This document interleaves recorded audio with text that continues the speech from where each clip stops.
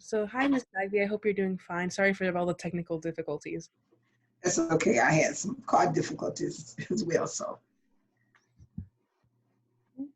I'll introduce myself. My name is Stephany Gaona-Perez. I'm the news editor for Cedar Shoals Blueprints magazine, and I'm not sure if my peers have introduced themselves already. Hi, my name is. No, ma'am. I'm sorry. Hi, my name is Brittany Lopez, and I'm the assistant editor. Okay.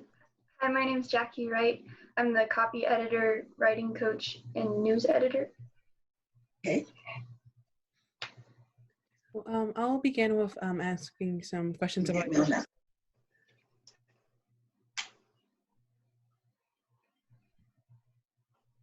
I just wanted to ask, we'll be recording both video and audio for this, and I want to know if that's okay with you.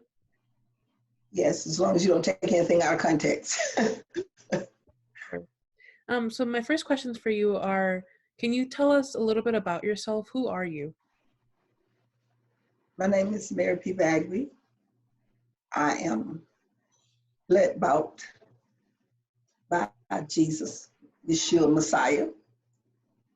I strive to live a godly life, walk in integrity, and share that with my children to leave as a legacy. Integrity. May I ask where you grew up? I grew up in Georgia and North Carolina. Went to school in North Carolina for a while, Fayetteville, North Carolina. And went to school in Georgia as well. I went to 9th grade. However, I continued to study through dictionaries and other books. I love to read. So I feel that I have been enlightened through reading. May I ask where you went to school? I went to school in North Carolina, Fayetteville, North Carolina. Army, Fort Bragg, near Fort Bragg. And I went to school here in Athens Tech as well. Went to school in Griffin, Georgia. So May I ask if you're currently employed? I'm not currently employed. I'm a certified nursing assistant. Have been looking for work. Haven't found any, but I'm retired. I'm 70 years old. But I continue to be active. That's great.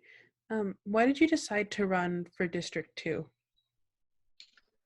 Because there are changes that need to be made. The parents are not really represented, and the children are not represented or supported. And as I have gone to board meetings for the last 2 years, I have heard nothing from anyone about spending money on the children. I've heard the budgets. I've gone to all the meetings. I go to the back room meetings as well. And I feel that's why some people misunderstand the questions and the concerns I raise when I grab the microphone on the night that the audience, the public has input, because I'm at the meetings in the back room that no one is there. In that back room where they have those meetings, they call them the agenda setting meetings and the business meetings, the Board of Education members. No one is in those meetings except people that's on Athens-Clarke County payroll. The only other people in those meetings would be me and Mr. Lee Shearer. If you go back and look at the tapes from the last 2 years, we are the only 2 people that's not on Athens-Clarke County payroll. And those meetings last 3, 4, and sometimes 5 hours. One night, one of the meetings lasted from 6 o'clock until 11:45, because when I left at 20 minutes to 11, they were still having another executive session meeting. So my concerns are what's going on. I am aware of what's going on in the school system, but I would like for the public to get more involved. Don't just come at the nights when the public have input. Come to the meetings in the back room. Spend some time back there and watch how they govern. Watch when the audience come on the second Thursday, which is what they used to do. They would have the public input on the second Thursday, but the first Thursday and the third Thursday is when they're in the back room making decisions. So when the public gets there, they have already decided what they're going to present to you. You need to be in the back room when they're making those decisions so you can have input when you come to the meeting. They've already made decisions. And that's why people misunderstand some of the things I talk about, because I'm talking about what you didn't hear in the back room.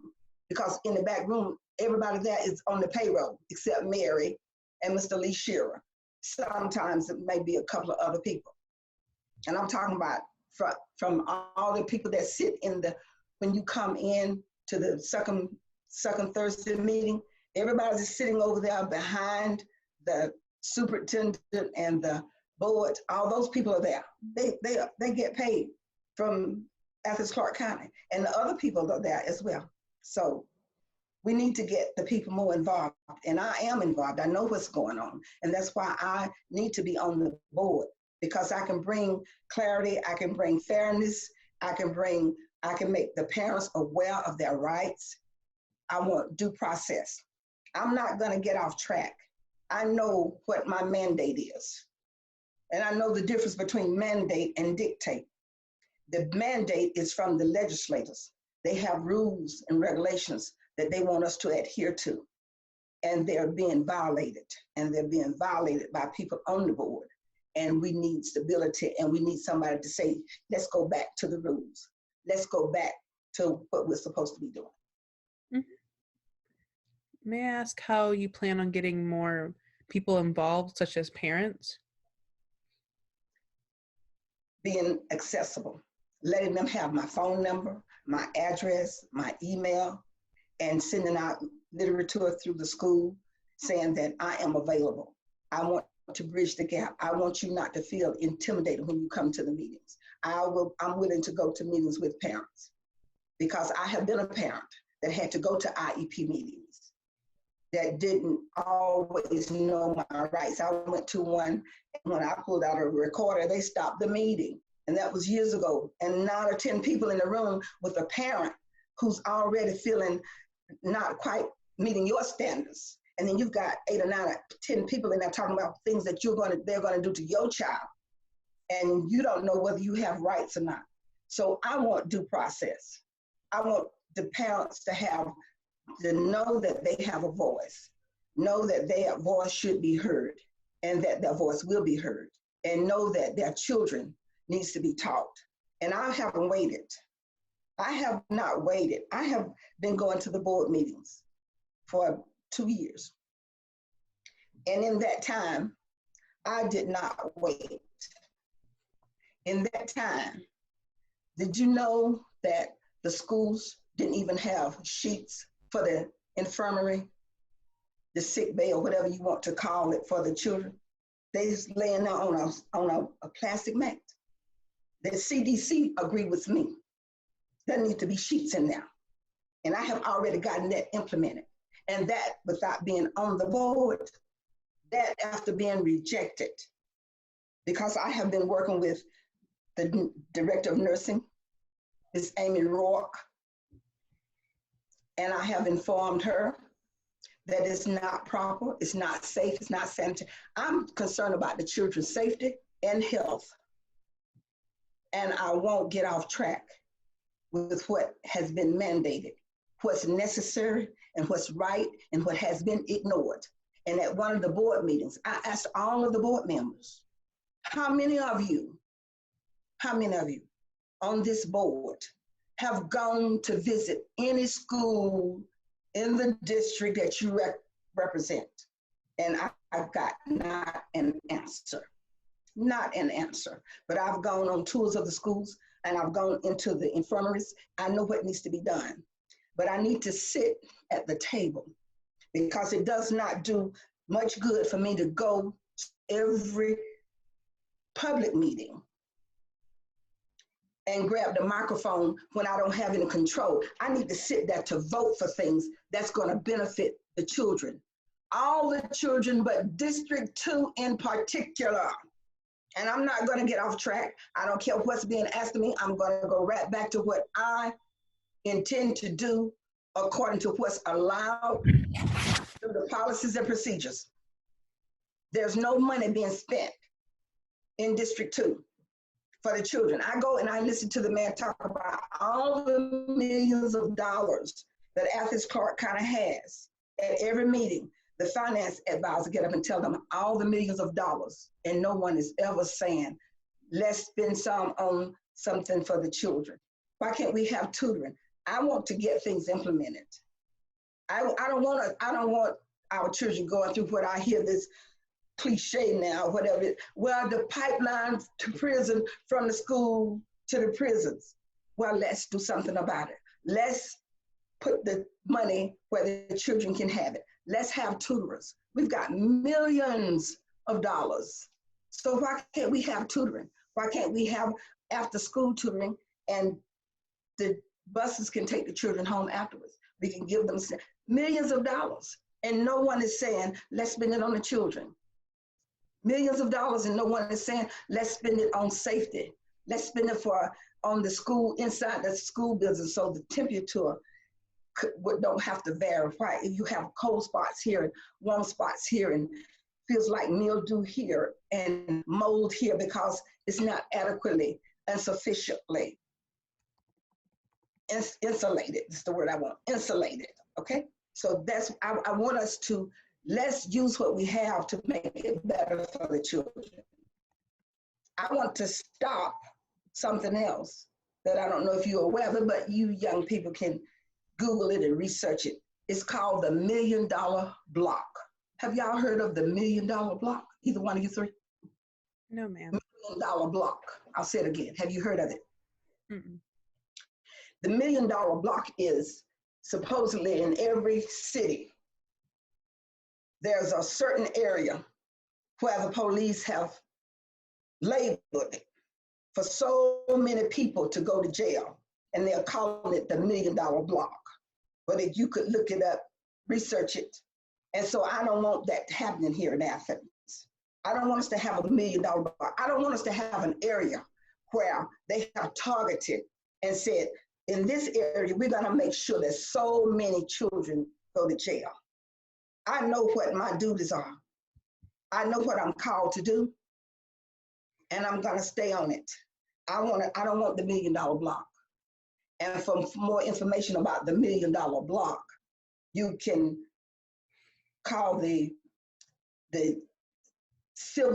criminal justice system in Washington, D.C., or you can get in touch with someone in the NAACP at the national branch. A young lady named Ms. Ngozi Ndola. She is a criminal justice person that gave a seminar a few years ago that I happened to attend. And I found out about this $1 Million Block that's in every city. So while we're concerned about, well, the people that can speak for themselves, because if I'm a cook, a bus driver, then I can say, well, you know, I think you need to give me this raise because I done worked so many years and I deserve a raise right here, right there. I'm concerned about District 2 and the children and the parents, because I've been the parent. I had to go to meetings. I'm concerned about due process, where the teacher can decide to punish a child and don't even allow the parent participation in it. When the parent come to the school and want to know why something happened to her child, she gets put out of school or barred. I'm concerned about due process. I'm concerned about human rights, justice for all, health for all. Pardon for cutting you off. May I ask where you've worked previously? I've worked at Georgia Retardation Center in Athens Clarke County. It's on College Station Road. It was a center where we had children from different ages. We had the 4th floor were for teenage girls, 3rd floor was for teenage boys, and 2nd floor were for younger children. So I have had all types of in-services on how to handle all types of behavior that's imaginable from anyone that's having any problems. I received 3 supervisory promotions while I was there. working, and I was in charge of the whole entire complex. I have worked as a certified nursing assistant here in Athens and in Fayetteville, Georgia, with our public service commissioner, Mr. Tim Eccles, took care of his mom. I've worked for different doctors here in Athens, all over. Dr. Cuff, Dr. Sheffield. I work for many people, and I have good work record and good work ethics. Mm-hmm. Can I ask how your involvement with the community further improves your qualities to serve as a board member? I know what the people need because I'm out in the community. Mm-hmm. I have a food ministry that I go on every week, Tuesday, Wednesday, Thursday, Friday, whenever I have food, I distribute it. I distribute clothes and books, because about 10 years ago, I heard someone on the radio say that the Black children didn't have books. I know that's not true, and so I make sure some children get them, because I go through areas in my neighborhood and I give out books. Every Christmas Eve, when everybody's hustling and bustling, taking care of their own things, I feel the call to take care of God's people who might be less fortunate. Maybe they're not less fortunate. Maybe they just don't have a place to go for that day. Maybe they live alone or something of that nature. So I have a Christmas Eve brunch at the Triangle Plaza. It's been called for 40 years, the block. However, Pastor Ellison would like for us to call it what is named, the Triangle Plaza. So I have a Christmas Eve brunch every year over there and serve food. And I tell you why, on my campaign literature, you will only see my picture. Because as I was going out doing things with integrity and in a true intent in my heart, something came to me. And it was a scripture, and he says, while they feign words, make merchandise of you. So I had to study that out. And it meant that when I do something for you, I got to take a picture of me doing it for you, and I get the glory. But now, if you don't have anything to eat, you're probably not going to feel good with me taking the pictures. Look here, I'm helping this person right here. And so at my Christmas Eve brunches, and they are quite fabulous, I don't take pictures. There are no pictures of anyone eating, drinking, opening gifts, or anything of that nature, because I don't want to make merchandise of God people. I don't want to do something to gain something off of your misfortune, because I wouldn't want you doing it to me. So that's why you don't see pictures on but you can see me out in the community. You can see my car full of clothes, books, food. I give coats away during the wintertime. In the summer, I have gone through the city and handing out sodas and potato chips or water and pastries. My window just drive me. That's what I do. But I don't advertise. I don't advertise, because there's a reward coming from someone that you don't have it in control over giving it to me. And that's where I live my life, with integrity, and I'm leaving a legacy of honesty. It's called fortitude, moral fortitude. That's a word I heard my daughter use a few years ago when she was in this program, and she had to get 25 signatures to complete her assignment. So she was short one. And one of her classmates said, well, you can take one of my names and say this person, you talk to this person, and the teachers won't know anything about it. She said, no, I can't do that because I didn't talk to them. And so because she missed one person, she needed 25 names. And because she didn't have one person and she refused to lie and cheat, they took her off the program. And when she did find a job, they wouldn't even give her a voucher to help her with gas to get to work. Moral fortitude. Do the right thing, whether somebody's watching you or not. Integrity. That's the legacy. And that's what I want to instill in our children. And that's why I want them to know that they are worthy, that they are loved, that they are geniuses, because they don't hear that. They don't hear it, but they are geniuses, and they need to know that they don't have to go to prison from the school, but we can turn it around if we know what to do. I know what to do. I know what's needed. And when I am sitting on that board that's not been having representation for District 2 for years, I say, because there are people that have actually called the Board of Education to ask who was their representative, and they have given them some other name. And it was not the person that's representing District 2. I am one of those people myself years ago. And I'm calling this lady, and she's not even my representative, because you call the school board, and so they're supposed to have the right answer. And so I want to bridge the gap. I want to educate the parents. I want them to feel the closeness. I want them to know that I care. I want them to know that it's not about money, because I was told they get $3,600 a year. And I've been to more meetings than most of the board members have. When you see them with the microphone out front, and when you don't see them in the back room, that's where Mary P. Bagby is, listening and asking questions and calling. There's other issues that's going on in the school, but I need to be sitting on the board because I need to vote. I need to vote for things that's going to be better for the whole system. I have already got implemented getting sheets for the beds. That happened last year.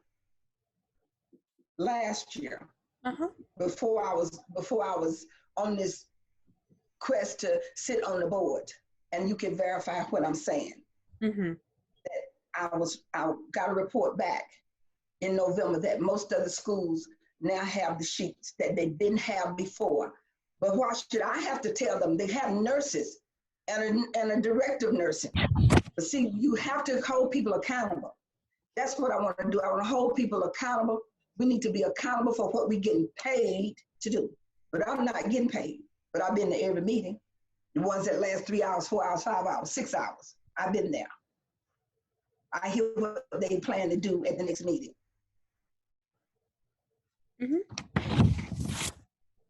In an interview with The Funky Academic, when you were asked what would you bring to the board that others won't, you answered that you think that more important than a perfect fit, that you need someone to help fix the problem. Yes. And you said that that's what you would bring to the table. What did you mean by fixing the problem? I just said, they didn't have sheets. That's a violation. That's a safety violation, even as a CDC. And that I bring back. I had it implemented without sitting on the board because it needed to be done. I want us to do what needs to be done for the children. So you got a babysitter. Well, the babysitter's taking care of your child. The babysitter's getting paid to take care of your child. Why your child get raped? Well, why your child, the babysitter is waiting long enough for your child to get raped? Something's wrong there. Our children should not be getting raped, ravished, molested, beat up in the bathrooms, in the stairwells. So I'm already working on something with Mr. Fisher to implement, making sure that the hallways, the stairwells are not empty, but somebody is walking in and out. And I'm not on the board. Don't get paid one dime. But I need to be sitting there because there are things that need to be done that's not being talked about, that's not being done. That's nothing being rectified, corrected. And I'm already getting those things done. And I've been doing it since over a year ago without sitting there. But when they make decisions that affect our children and they're not even going by policies, procedures, and protocols, somebody needs to be there to say, let's say what does the policy say about this? Don't be dictating. Follow the mandate instead of being in a place that you want to dictate. I don't want to fit in. I want to help fix the problems. And I can be congenial, I can be cordial, I can be diplomatic. I want to be an ambassador to represent District 2, the mothers and the children, to let them know that I am listening for them, that they can bring a concern to me, and I will help them get it addressed. That's what I want to bring. And now I'll move and on. I can get along with anybody. And now we're going to move on to Jackie, who will ask you some questions concerning the COVID-19 crisis here in Athens. Ms. Bagby, I just wanted to say first, I do appreciate how much you care about the students in this community. So I have some questions about how you're dealing with the virus yourself and how you would plan to deal with the effects that it will leave behind if you're elected to be on the board. So what ways have you found to stay involved in the community while keeping yourself and others safe?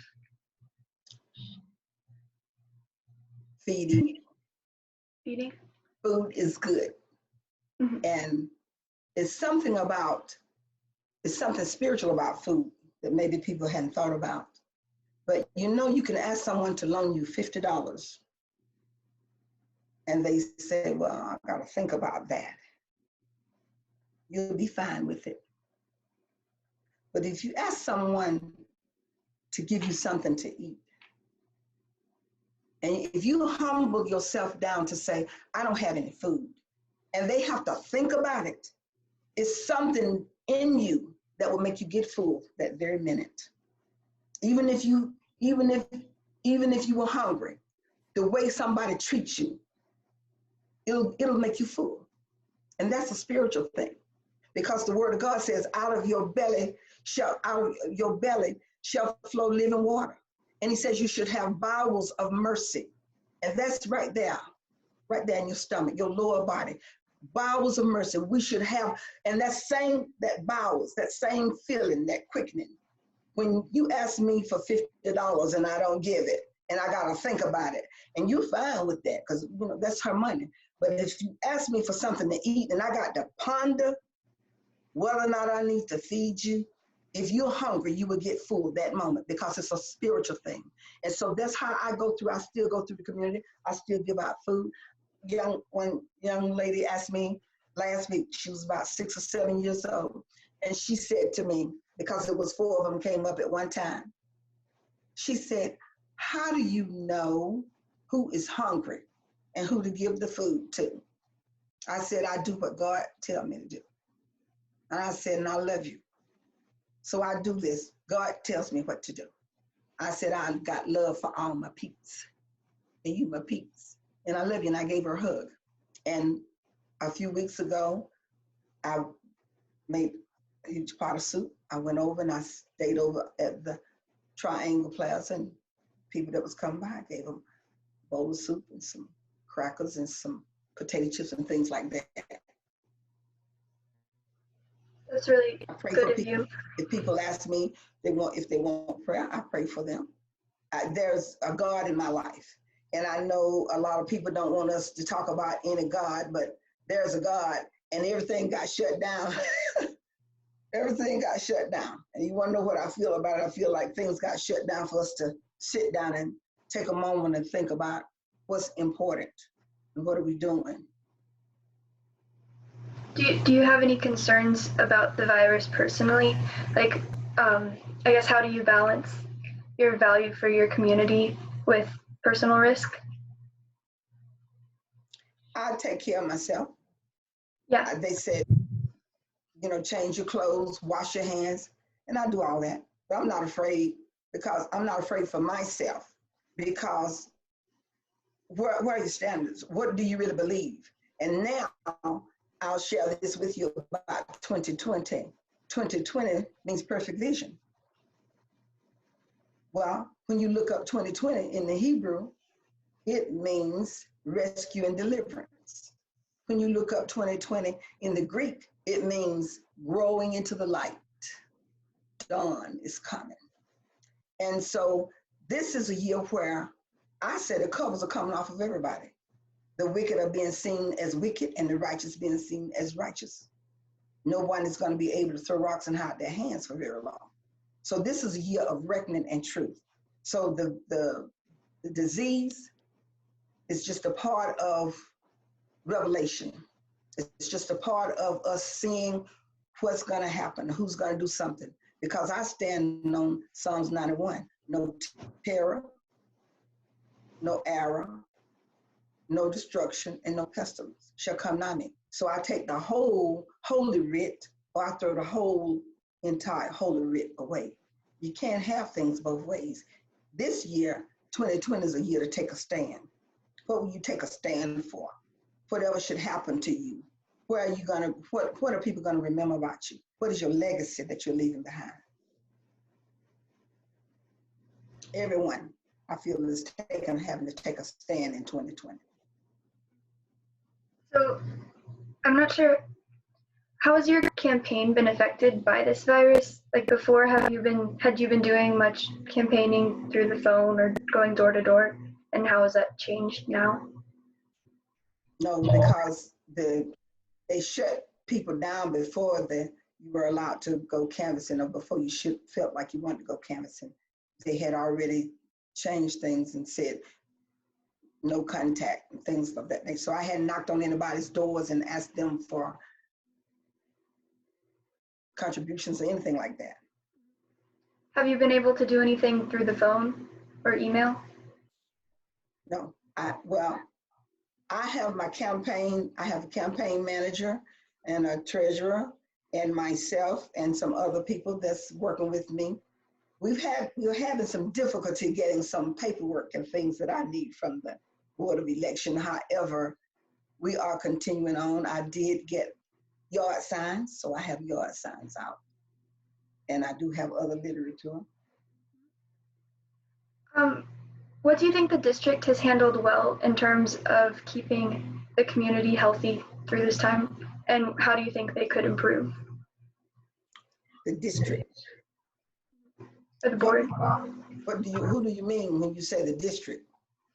I guess I mean the board and the teachers and just the community of the district, everyone who's working together right now. Well, they shut everything down. They did what they felt like they needed to do. I mean, I know they've been distributing meals through Hillsman, and there's bus routes, also Timothy Road, I believe. Do you think that has been effective? I haven't been participating in that. I've been doing my own thing with my food. Like I said, I have my own community where I live, and I go through with my food. Like I said, I go through on Tuesdays, and my food is basically, some of it is frozen, and I try to get a lot of the microwave meals because I know children can use the microwave easily. And last Tuesday, I gave 5 large boxes of food away in my neighborhood. So I'm doing what I'm supposed to be doing. So this is just to clarify, I don't think you were saying this, but you do agree, or do you agree with the school closure? I don't agree or disagree. That's what they decided to do. They decided that.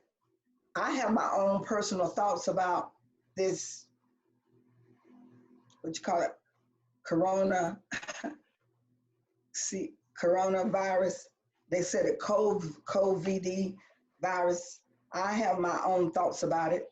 I know that last year that the University of Georgia received money to find a vaccine. I heard on the news this week, and some other person did too, that they probably have discovered a vaccine.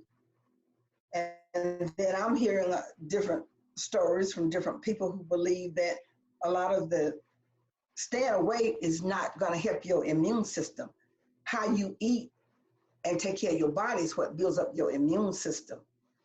If you're getting your vitamin D, you're getting your B12s, if you're getting all your vitamins and nutrients? Are you eating your fruits and vegetables and drinking your juices and drinking your water? That's how you build up your immune system. I don't understand how you're not building up your immune system by staying away from people. You might be staying safe or not being exposed to the air and the environment.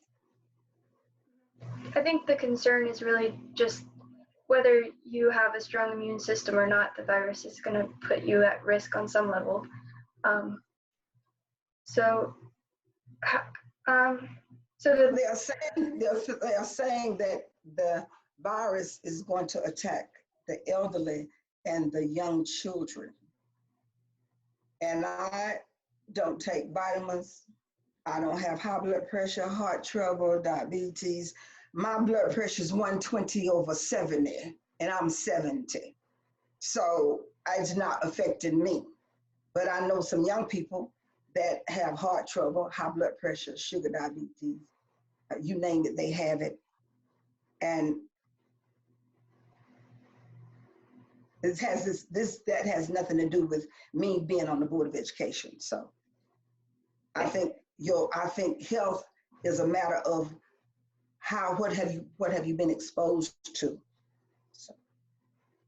Do you think it's a good decision to continue to hold the election in June? And if so, are there any changes you would make to the process there? I think it's a good decision to not continue putting off and delaying. Mm-hmm. Haste makes waste. And I was really hoping that they would have had the election in May, but they didn't. And so I'm not in control of that. So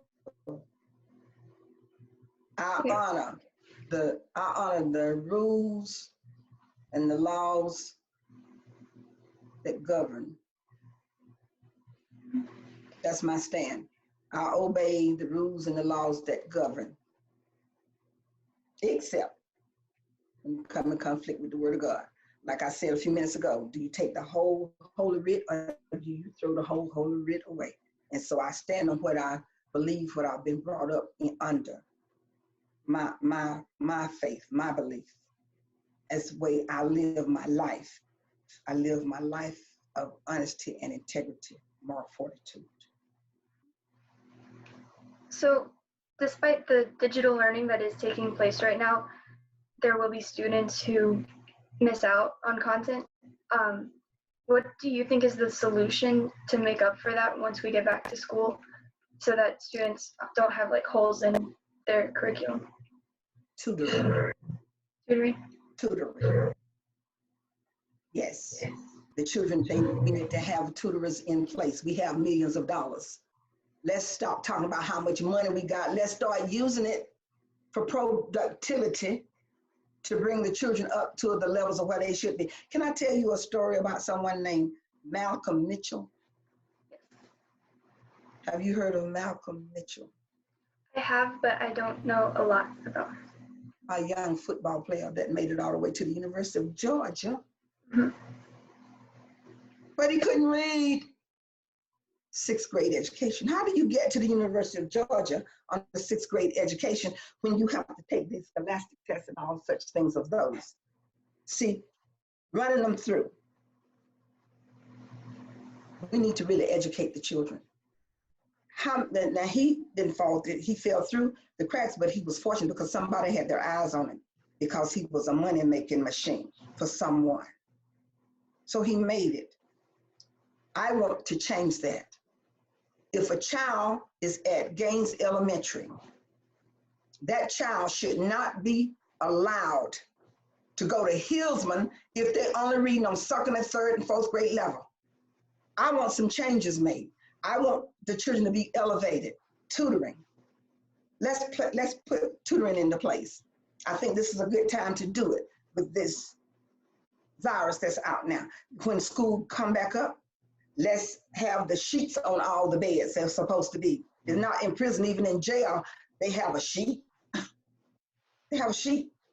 Then they go into the infirmary with a fever and they laying there sleeping and sweating on a plastic mat and drooling. But they're supposed to have sheets just like in the doctor's office, those paper throwaway sheets. And so let's use the money for the children. That's what I say. sorry to cut you off. When you say tutoring, do you mean like who would you envision would be doing that? Would you have like older students maybe work with younger students, or what were you thinking of? Qualified. What about teachers? When I was going to school, the teachers specialized.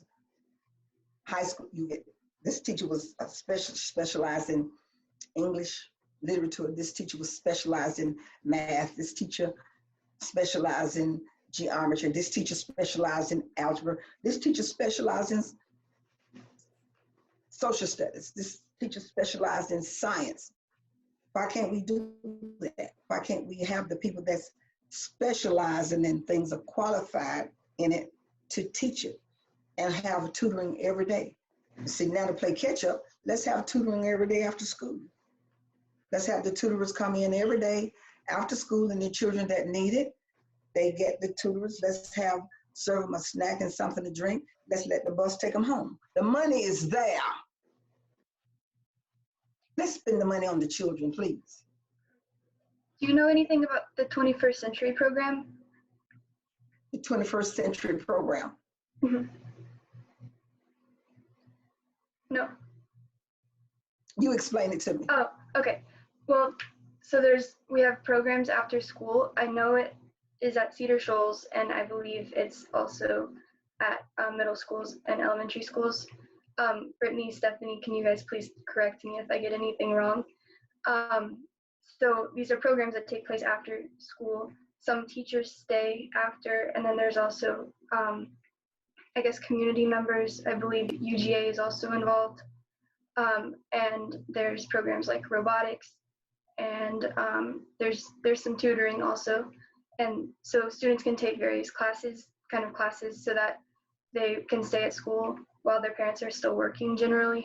And then there's buses that take them home. Do the parents pay for that? I don't believe so, but there might be fees involved. Do you know? I know some things that they have after school when the parents have to pick them up, parents have to pay. It's like Sorry to cut you off, but $10 a day a child or something. it's actually free, and they give you rides home, so the bus will take you home, and they give you a little snack. Mm-hmm. And it's just tutoring, like that. But let's make it mandate. And I can also add there are some schools who provide this for free. But I know, such as I have a sibling at Whit Davis, and she formerly went to Barnett Shoals, and yes, there was a fee for ASP, which is an after-school program. But I know for the most part, there's students can access tutoring through, as Jackie said, 21st Century. When you say mandate, do you mean that would be required of students? Not this. I mean, let's have it a part of policy that the children will get tutoring, since we have had this shut-in situation, because many children are not getting what they need at home because of computer skills and things of that nature, and parents' hours of working. So, and I'm saying, if when school starts back up and they open the schools up, let's just automatically have in place, this is what we're going to do. This is what we're going to do for the next year. We're going to have tutors come in to tutor the children that needs it, so they won't be falling through the crack. And then we can help them get back to the level that they need to be. Well, I will pass it over to Brittany to talk to you about your plans for being on board. Hi, Ms. Bagby. Hey, baby. I'm going to be asking you a few questions directly about what you will be doing if elected on the board. So, if you were to be elected on the board, which committees would you like to serve on? Which committee would I like to serve on? They have so many. I would have to think about it. I know that they have different committees. I know some people want be on some committees for control, alternative motives, but there are several that I could be on. But property, probably one of those. I would probably like to be on that because it seems like so many people want to take property from the school and give it to other people. So maybe I'd like to be on that committee to find out what are they doing with the property. And I like to be on the policy when they wrote a policy a few weeks ago, and they had to go back to them to be reviewed. And I like for us to follow the mandates of the policies and procedures that's in place. So I would need to know what's going on, and whatever I would feel comfortable, whatever I would feel being led to be on. So I hadn't thought about being on committees. I've thought about things that's not being done. I've thought about, let's just follow rules. When there's a rule and there's a policy and you say, well, I know that's in the book, but we ain't gonna do it that way today. We're gonna do it my way. See, that's what I need. That's what we need to straighten out first. First, we need to follow the mandates. So all those committees and things you're gonna sit on, that's secondary. The priority is to adhere to the mandates of the legislators. Let's do it the way it's supposed to be done. Don't pick and choose, do what's right. So I'm not that, the getting on all these committees and all that. I want to get on the board, baby. I want to sit at the table so I can bring perspective and representation for District 2, who has been without it for quite some time. How does your experience bring a unique perspective to the board? How does your experience bring a unique perspective to the board? Because I've been the parent at the table with all the teachers making decisions for the child. I've gone to different meetings. I've seen things, I've been to exposed to other people's meetings that they've had with the teachers. So I bring a perspective of understanding the needs of the parents and the children. That's it. If chosen to be on the board, what are your specific goals? Doing things right. Following proper procedures, protocols, and practices. I got tunnel vision when it comes to what's supposed to be done. Things that's not being done for the children, that's what I'm gonna bring to the table. That's my perspective, that's my desire, that's my intent. Education, the children need to be taught. They need to be taught by qualified teachers. Now you wanna talk about qualified teachers. Did you see the video I did where the 4 ladies from the University of Georgia couldn't figure out how many bears they need to make a pie? And I asked them, it was 4 of them together and they could not figure out what they needed to make a pie. And then I went back to them and asked them, and y'all teaching our children, just like I was telling you about Mr. Malcolm Mitchell, who's made it all the way to the University of Georgia and can barely read on 6th grade level. But he did some help there. But that's one. What about all the other ones? What if he went to school with, what if he graduated from high school and his class was 300 students? And what if out of those 300 students, 200 of them were just like him? But they couldn't play football. They didn't have the skills. They fell through the crack. What happened to them? But he was a fortunate one because he had a skill and somebody saw money. They saw an advantage. See what I'm talking, go back to what I said, while they make merchandise of you. They feign. Just let's fix this test up. No, let's have the children really, really know what they're doing. If they go to the 6th grade, let's let them really be able to read on the 6th grade level. Let them be really able and capable of doing the math. That's what I'm bringing to the table. Truth. So you previously said that you would like to invest in teachers and tutoring. what else, where would you want to see funding being directed besides that? That's the main thing. Teachers, the education. I hear people talking about money for everybody except money for children. And it goes back to something Dr. King said in his last speech. He said that during the Vietnam War, America paid $500,000 for every North Vietnamese that was killed. 500,000 for every one of them that was killed. And America spent $53 a year on poverty. $53. So let's spend the money to educate people, because you want to give me a fish, but I still got to come back to you. Why don't you teach me how to fish? And then I can go get my own. Education is the way out of deprivation. So how would you accommodate students who need IEPs or have learning disabilities to be able to be taught? There needs to be some type of direct funding. What are your plans to help these students?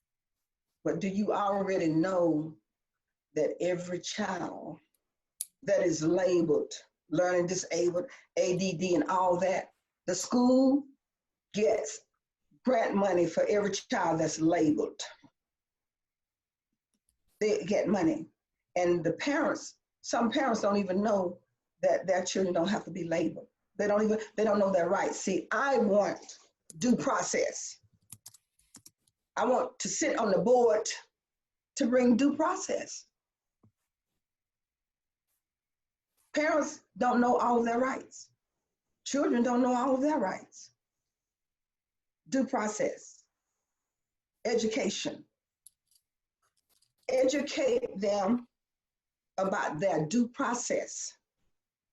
Don't tell me you're going to put my child on medication without telling me I have a right to get someone else to help me decide what to do about that. I'm going right back to it. Due process, education, a voice without intimidation. That's it. In your opinion, which programs necessitate greater funding? In my opinion, what programs need greater funding? Education. The schools need to be safe. Safety, there are safety issues at the schools. As I talked about, where are the monitors?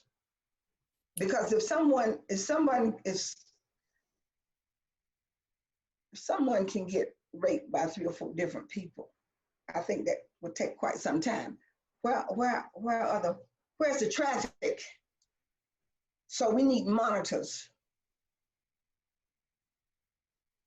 If the school have cold and hot spots that could breed mold,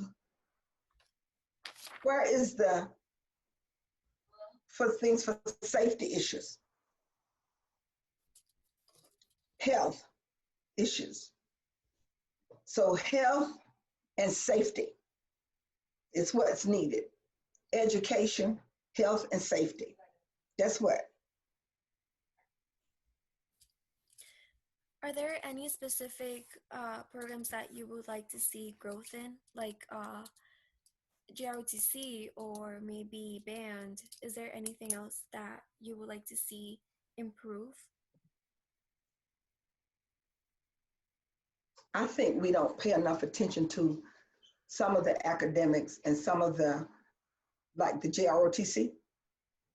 I don't think that's being promoted enough. That is a wonderful, to see those children doing their drills, it is beautiful. And we don't shine the light on so many of the good things that's going on with the children. And I like to see that more. I would like to see the light put on that more? What are they doing for discipline and structure? That's one of the things, because you really, well, I do, I enjoy going to those drills to see them perform and to see the discipline that they have, and they come from all over. So I think that to encourage the students to join those things that will help them have discipline and structure in their life. So Latinx students make up a quarter of CCSD students, yet not one member is Latinx. How will you work to represent your constituents in issues specific to the Latinx community? Say that again. So Latinx students make up a quarter of CCS students, but not one of the board members is Latinx. How will you work to make sure that issues concerning the Latinx community are being met or are being taken care of? Don't we have Latino teachers, don't we? Yes, but we don't have board members that are Latinx. How would you work with your constituents to make sure that they're being heard?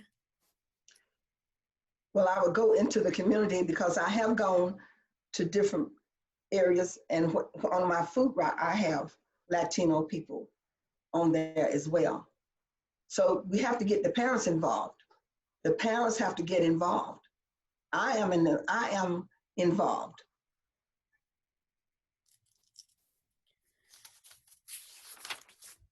So what issues do you see within the board that you hope on fixing, and how would you do this? I know you mentioned that there needs to be better communication. What else would you want to see fixed? I'd like for the board to stop having ego trips. When you say that I know the rule, but I'm not going to go by the rule, I'm going to do it my way, is that being egotistical? Is that going by mandate, or is that going by dictate? If we have a policy in place, and I say, well, according to this policy right here, this is the way we are supposed to do it. And then another board member say, yeah, but I'm not going to do that. I'm not going to do that way. I'm not going to do that way. No, that's where the problems are. People are doing their thing. They're not adhering to policies, probably haven't read some of them, why maybe so many of them have been violated. And I don't care to discuss that.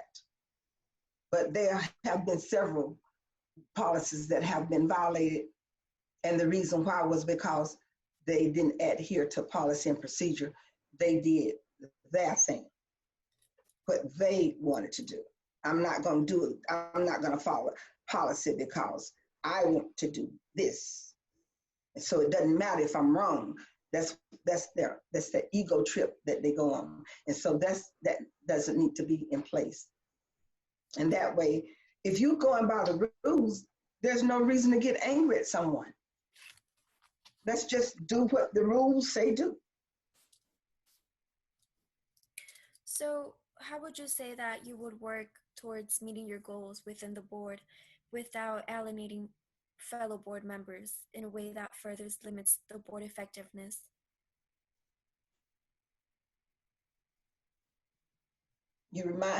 This reminds me of a test someone gave, and it was like an exit exam out of a program.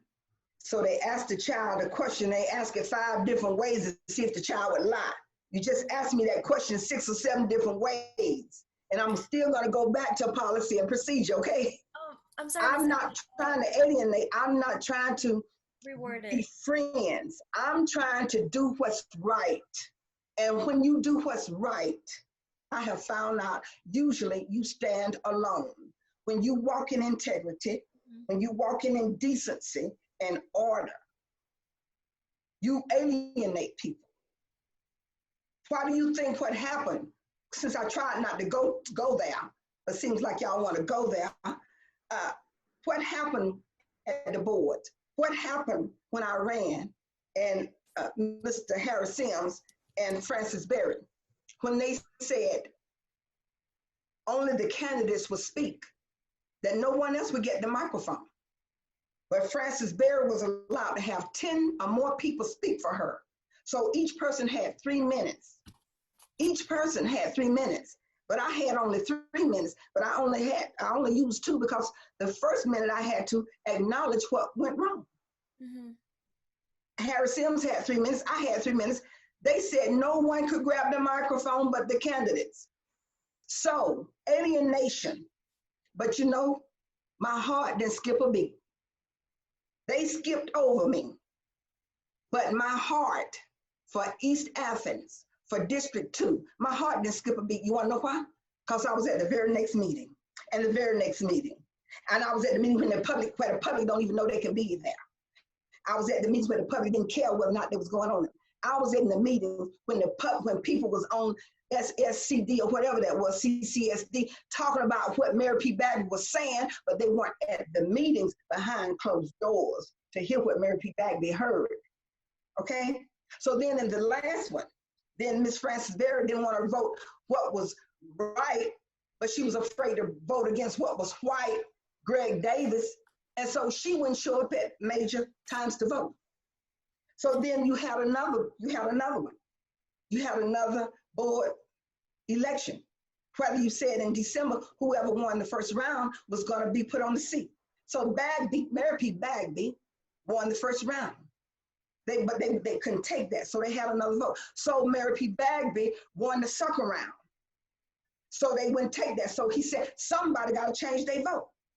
So somebody changed their vote when the man wasn't even supposed to grab the microphone because all his paperwork wasn't in. So no matter how you can ask me 20 times, ask one question 20 times, I'm going back to integrity and moral fortitude, decency and honor.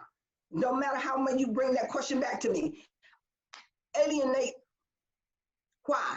Do I have to agree with every, does inclusion, if I'm going to be for everyone, does that mean I'm for everyone that's only thinking the way I'm thinking? Are you saying I don't have any rights because I'm not thinking the way you think? I deserve to sit on that board. I have shown myself faithful. I have shown myself loyal. And I have shown diligence. And I've shown integrity. All without one dime.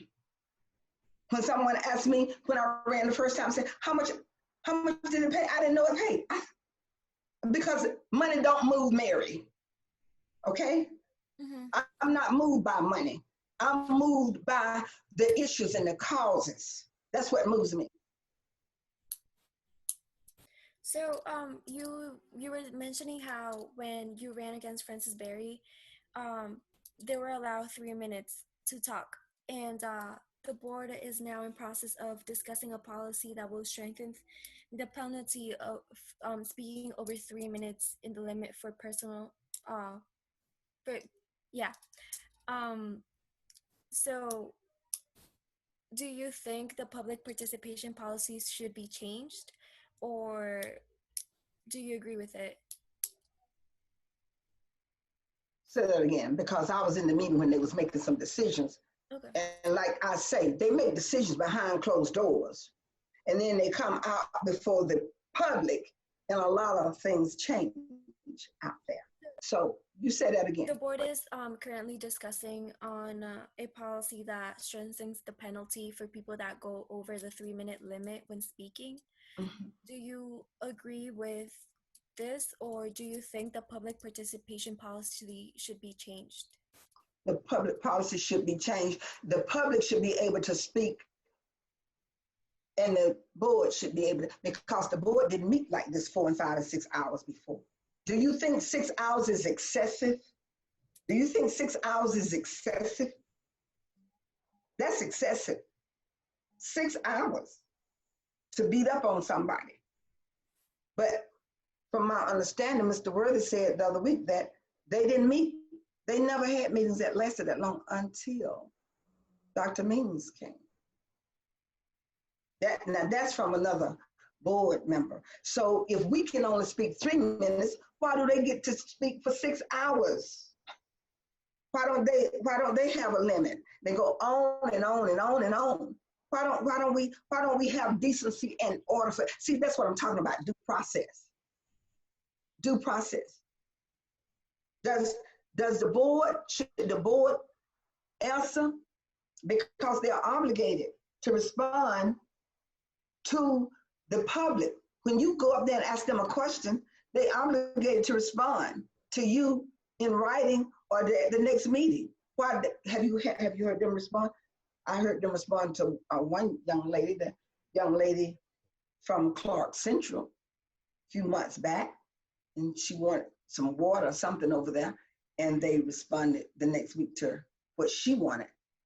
So do you think, I think that the whole spectrum should be decency and in order. I don't think we should belabor something that is not necessary. And when did they decide to do that penalty though? And who did they bring it up against? And why did they do that? I mean, how long did the person talk over 3 minutes? And how many times have they had people speak over 3 minutes? Is that a vendetta? Who was it instigated by? Because there are several different opinions. I remember I was at the meeting when they had Pat Yeager to read the policy that they wanted to put in place in the back room, y'all, okay? In the back room. So well, maybe Ms. Yeager wrote it because she is the one that they said, Ms. Yeager, would you read that policy to us? And so she read it. But now, last week, when they had the Board of Education meeting on Zoom, and I was listening to it, Ms. Tawana Maddox stated, quote, I know somebody thought I wrote that, but I didn't write that. Now that's a statement she made, but she went in the newspaper and it seems like she and Mr. Greg Davis was a part of that. She said it needed to be implemented, but she's denied having anything to do with it at the Zoom meeting, but then she acknowledged having something to do with it later. So let's have truth and transparency and integrity. Let's be real. And so that's what I want to bring. Let's be real. But I go to those meetings. I encourage the community. I encourage y'all to invite the community to come to all the meetings. All they have to do is call over there. If you call the Board of Education, 706-546-7721, Ms. Colbert is there. Mrs. Palmer is the assistant to the superintendent. You can call over to ask for either one of those people, and they will tell you, are you having a board meeting on Thursday? Is the public allowed to speak? What kind of meeting is it going to be? They will tell you. It's an agenda setting meeting, which is in the back room, where they decide what they're going to tell you next week. At the public meeting, they'll tell you when they're going to have a meeting. They'll tell you if it's going to be at 5:30, 6 o'clock. They tell you all that. So the public needs to come instead of getting on CCSD talking about Miss Bagby, what she said about this, that, and the other, when you don't even know what I was addressing and why I was addressing it. Because like I said, I've been going for about 2 years. I am the only one. And you can run that tape back, as folks said, and see how many people you see on there that's not on the payroll for Athens-Clarke County School District. It's usually Mary Bagby and Lee Shearer.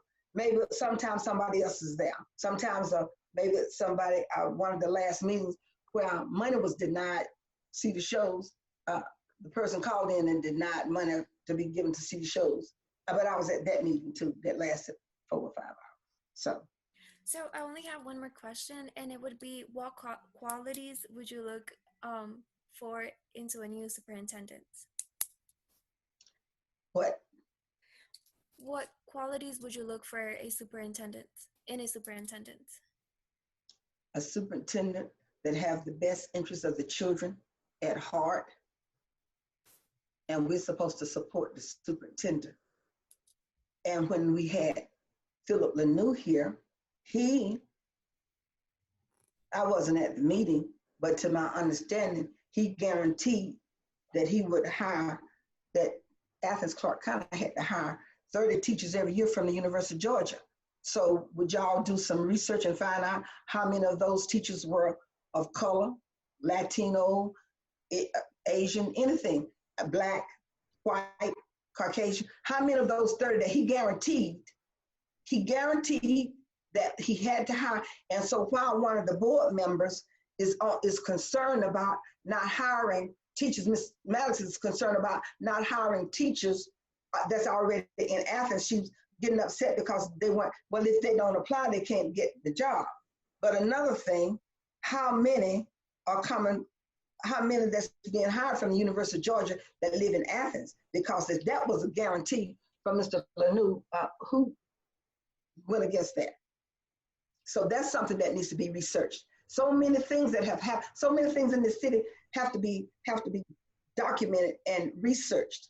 As one superintendent was trying to do, Dr. Means, was given data, not assumption, presenting it. And I'm presenting something, just like I just presented to you about this young man, Malcolm Mitchell. Just rush him through. Okay, thank you. That's all the questions I have for you today. I'm gonna let you talk to my partner, Stephany Gaona-Perez, and she'll have a few more questions for you. Okay. I would like to ask first, Dr. Means said that he wanted to make the district more equitable, specifically to close the gap between the grades between Black, brown, and white students. How much progress do you think he made on these goals? How much progress I think he made? Mm-hmm. You want to know how much? I think he made progress. I think people rejected what he was doing. Because to see, as long as you can give me a fish instead of teaching me how to fish, you can control me. And I think that's what's going on in Athens Clarke County. I think education is the way out of poverty. And I think that's what is needed. And I think that's what he was trying to take us. And I think you have to appeal to someone's conscience. Because if you can see someone doing wrong and you continue to allow it, you are part of that problem. And when we see someone doing wrong, we have to acknowledge it to them, because it helps. You have to appeal to a person's conscience. You have to let them know that this is wrong and this is the way we need to go, because this is not right. And then maybe their conscience will be pricked and they'll change. Because this inequality, inequity, this off balance has been going on for years.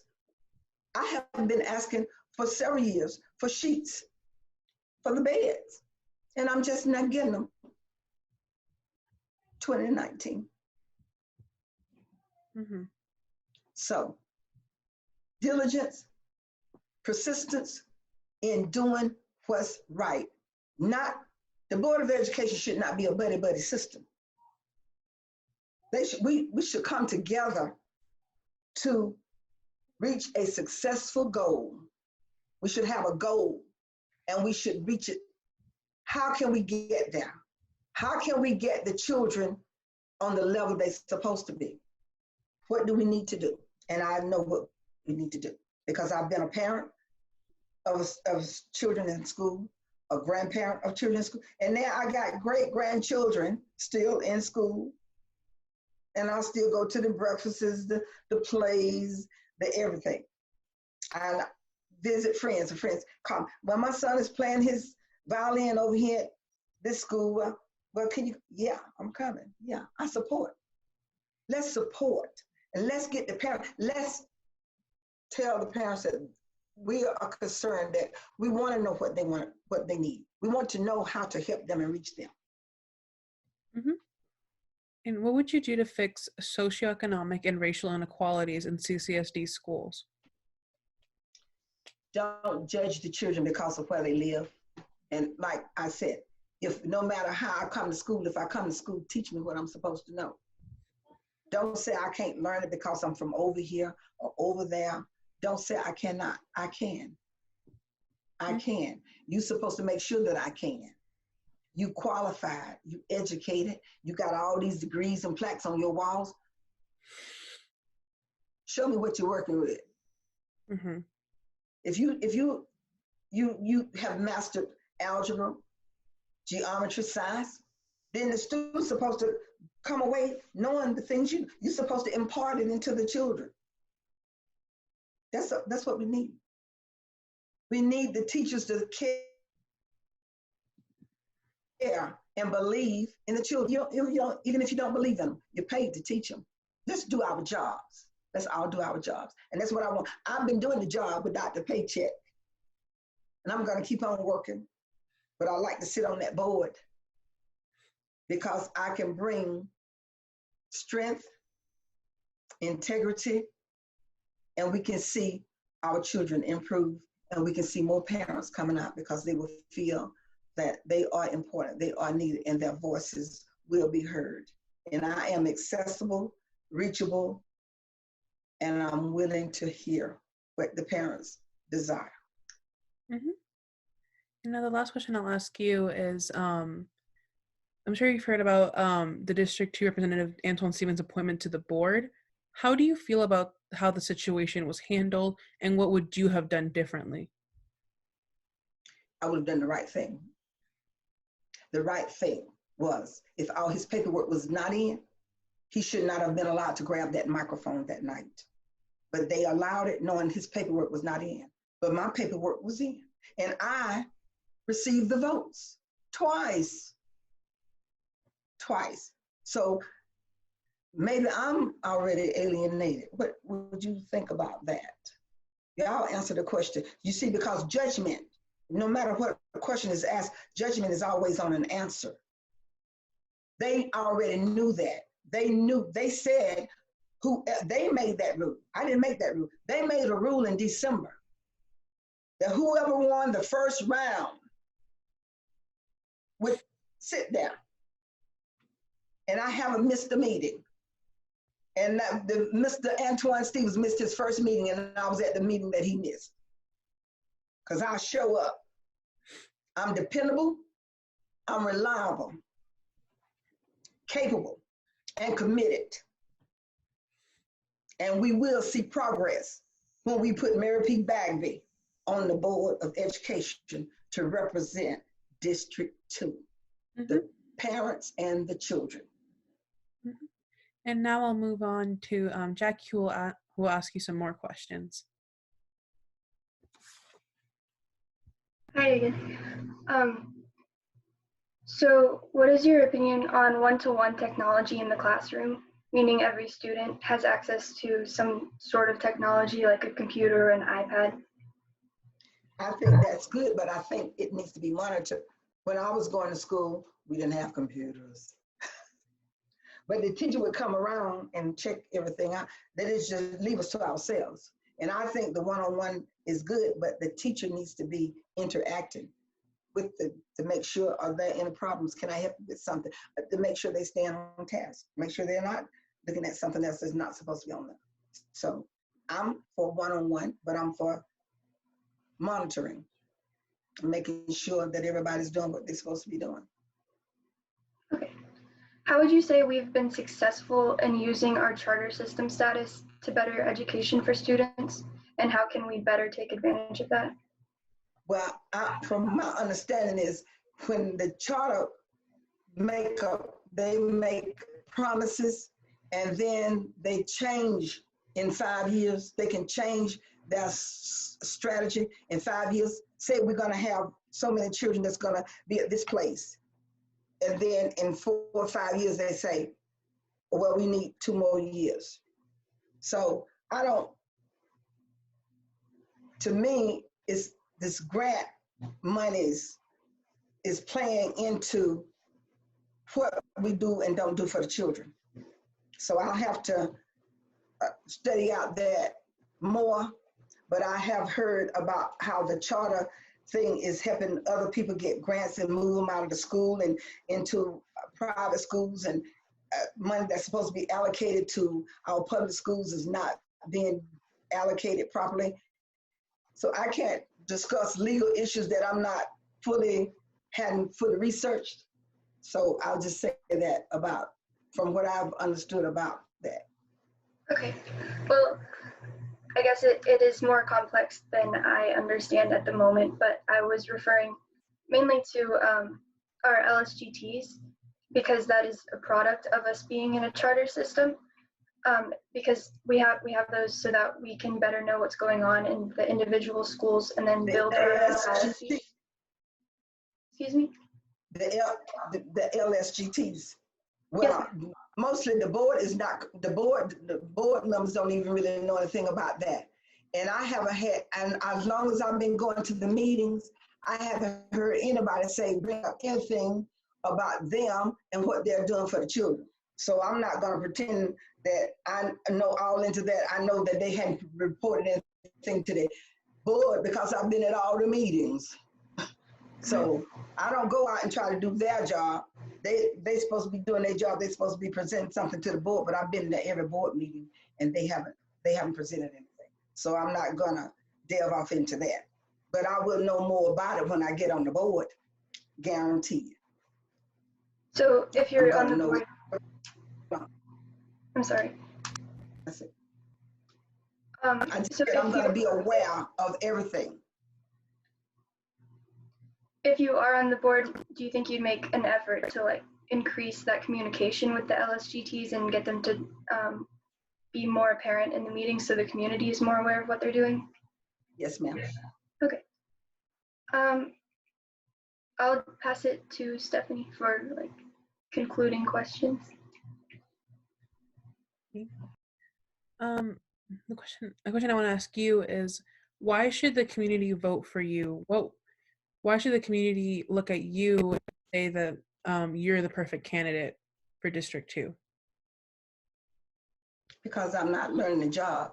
I know what the job entails. The job entails reading policies, procedures, because you have to promise that. Did you know that?